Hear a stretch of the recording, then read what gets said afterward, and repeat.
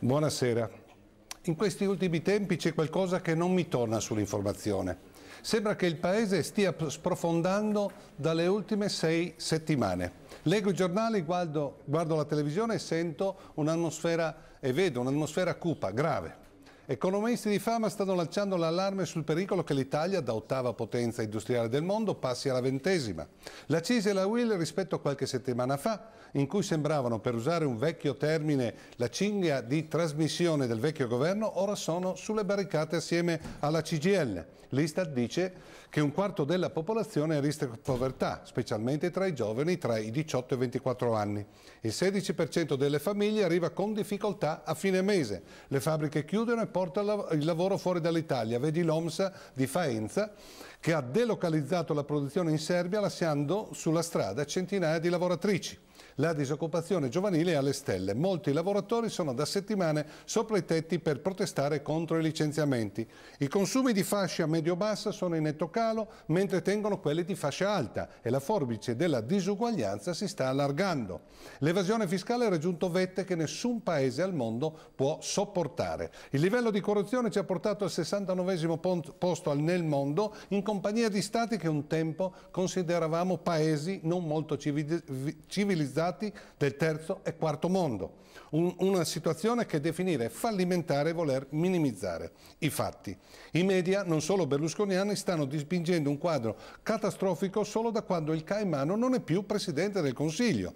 Il capogruppo PDL alla Camera, il piduista Cicchitto, dichiara pensoso e preoccupato che ora il governo Monti deve fare le liberalizzazioni e le privatizzazioni. Sembra che questo Cicchitto sia stato in tutti questi anni chiuso in un convento di clausura e non sapesse nulla su ciò che faceva l'altro Cicchitto, quello che assieme ai suoi complici ha gestito il paese negli ultimi anni agli ordini del suo padre padrone Berlusconi.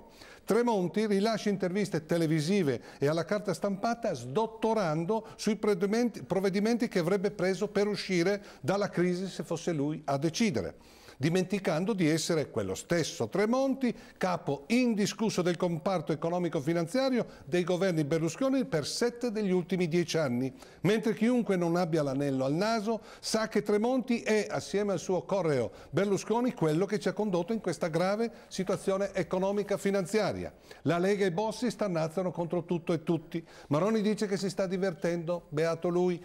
Durante le passate festività ho visto un servizio televisivo di una manifestazione leghista in quel di Bergamo. Sul palco erano presenti tutti i maggiorenti leghisti, conciati come se fossero appena calati dalle montagne dopo una transumanza con maglioni e camici impossibile. Calderoli pareva uscito da un cartone animato di Asterix, tanto era improbabile. Ma questo abbigliamento non è dovuto al caso. Molto probabilmente, addobbandosi in quel modo e abbandonando l'abito ministeriale, vogliono far dimenticare ai loro elettori i lunghi anni in cui hanno vissuto con molto piacere gli agi del potere romano. Bossi poi ha bonfocchiato il solito refrain, riportando pure alla luce un termine una volta molto abusato, terrone, riferendosi al presidente napolitano. Insomma, ci troviamo in una situazione paradossale.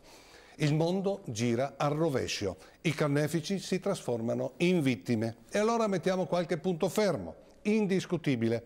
A parte il costo dei carburanti che è già aumentato con la manovra di Monti per le accise, tutti gli altri aumenti previsti nella manovra del nuovo governo devono ancora far sentire i loro pesanti effetti.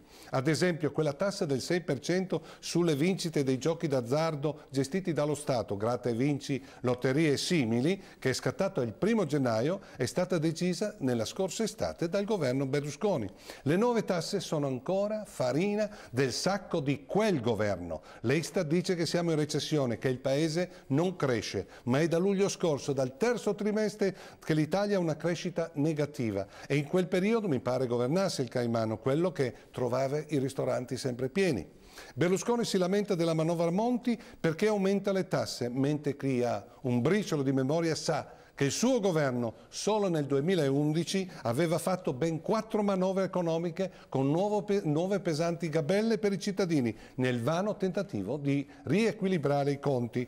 Insomma, Berlusconi e Bossi vogliono ricrearsi una nuova verginità, facendo affidamento sulla nostra poca memoria e così salvare la loro pelle politica. Cerchiamo di non farci prendere in giro, teniamo gli occhi bene aperti. Arrivederci a mercoledì prossimo.